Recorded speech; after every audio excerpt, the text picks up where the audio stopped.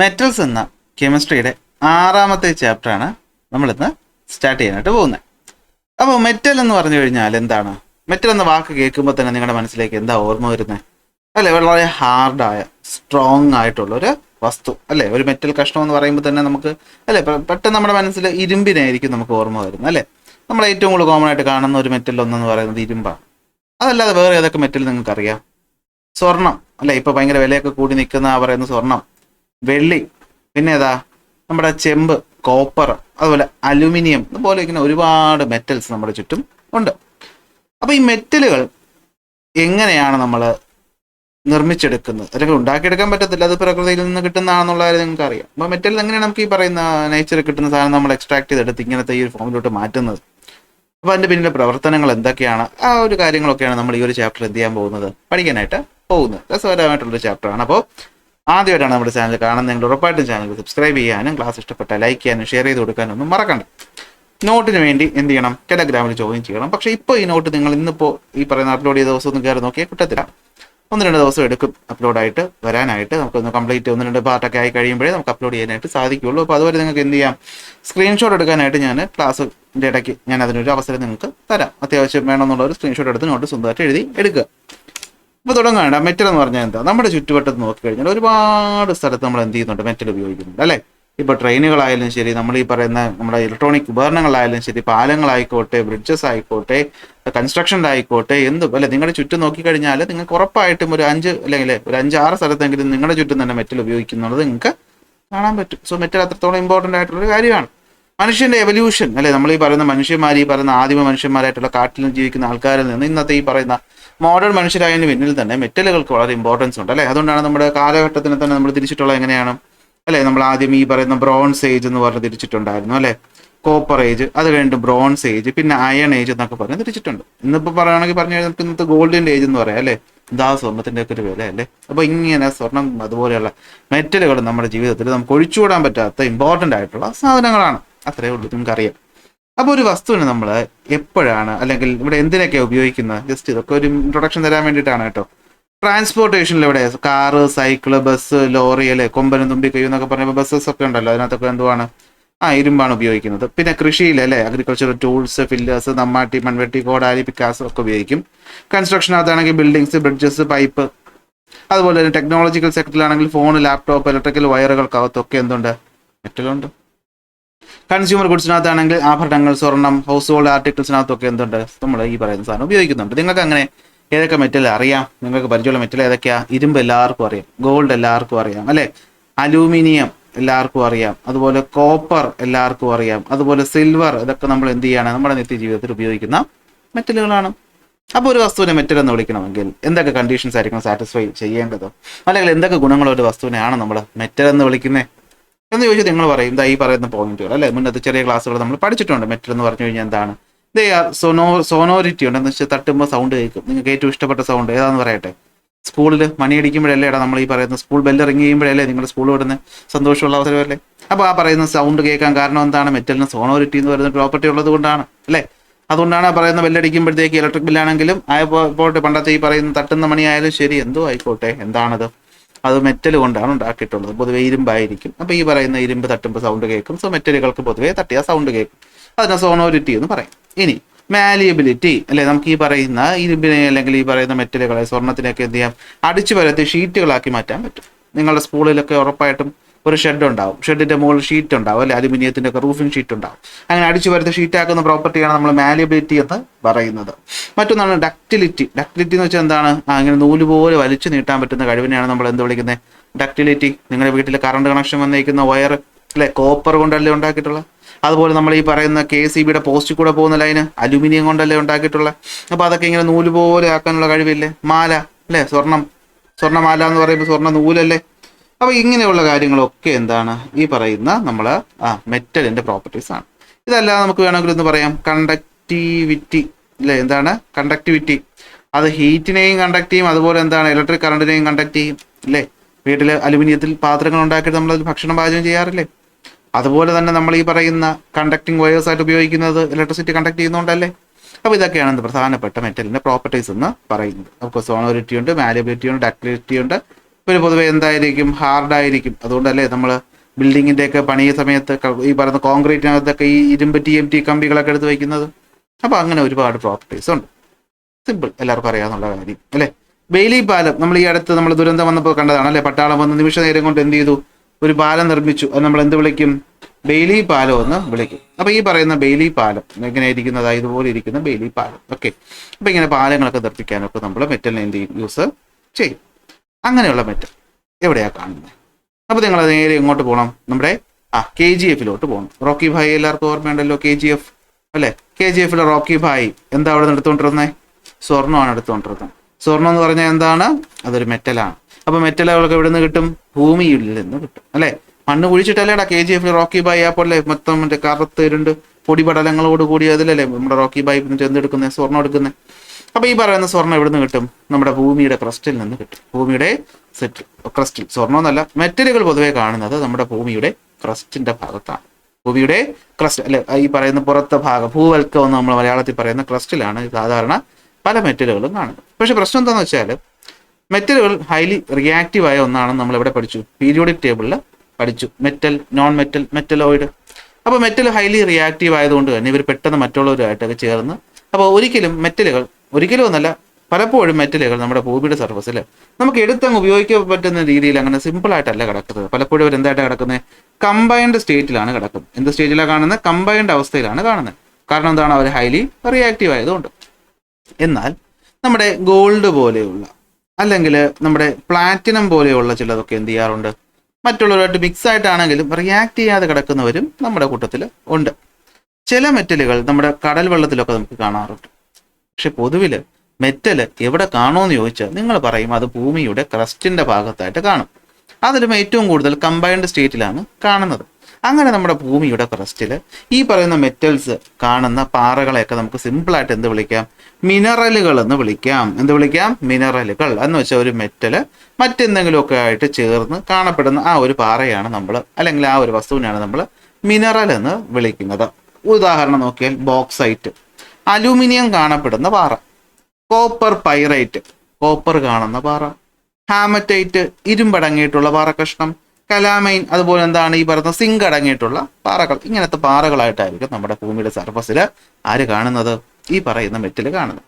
അങ്ങനെ കാണുന്നതിനെയാണ് നമ്മൾ പൊതുവിൽ എന്ത് വിളിക്കുന്നത്, മിനറൽസ് എന്ന് വിളിക്കുന്നത്. അപ്പോൾ മെറ്റൽസ് എവിടെ കാണും, ഓർത്ത് വയ്ക്കുക എളുപ്പമല്ലേ. മെറ്റൽസ് എവിടെ കാണും, മിനറൽസിനകത്ത് കാണും. മെറ്റൽസ് എവിടെ കാണും, മിനറൽസിനകത്ത് കാണും. അപ്പോൾ മിനറൽസ് എങ്ങനെയാണ് ഉണ്ടാകുന്നത്, നമ്മൾ അതിൽ ഉണ്ടാക്കുന്നതാണോ, അല്ല.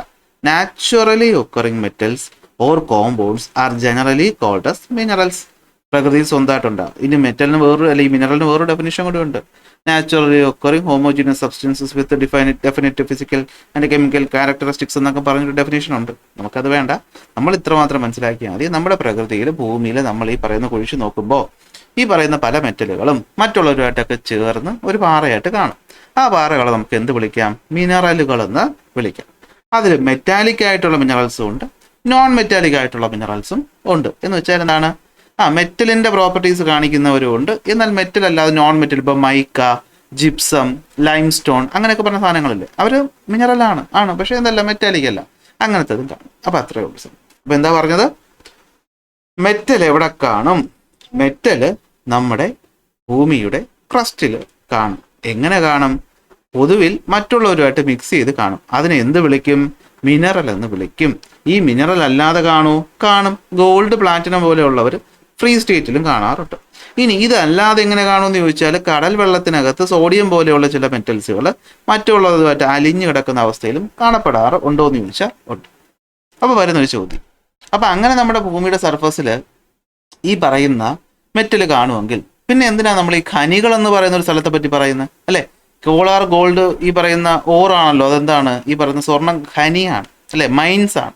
അന്നുള്ള ചില സ്ഥലത്ത് മാത്രം നമ്മൾ മൈൻ ചെയ്തെടുക്കുന്നത് എങ്ങനെ എല്ലായിടത്തും കാണുമെങ്കിൽ, അപ്പോൾ സംഭവം എന്താണ്, ഈ പറയുന്ന മെറ്റല് എല്ലായിടത്തും കാണുമെങ്കിലും അതിൻ്റെ അളവ് എന്ന് പറയുന്നത് ചില സ്ഥലങ്ങളിൽ കൂടുതലായിരിക്കും. ഓക്കെ, അതിന് നമുക്ക് എന്ത് വിളിക്കാം, ഇംഗ്ലീഷിൽ അബണ്ടൻസ് എന്ന് വിളിക്കാം. ഇത് വിളിക്കാം അബണ്ടൻസ്, എത്രത്തോളം ഉണ്ട്. അതുപോലെ നമുക്ക് ആ സ്ഥലത്ത് നിന്നും അതിനെ വളരെ ഈസി ആയിട്ട് എക്സ്ട്രാക്ട് ചെയ്തെടുക്കാൻ പറ്റും. എത്രത്തോളം എളുപ്പത്തിൽ നമുക്കതിനെ പൊട്ടിച്ചെടുക്കാനായിട്ട് പറ്റും.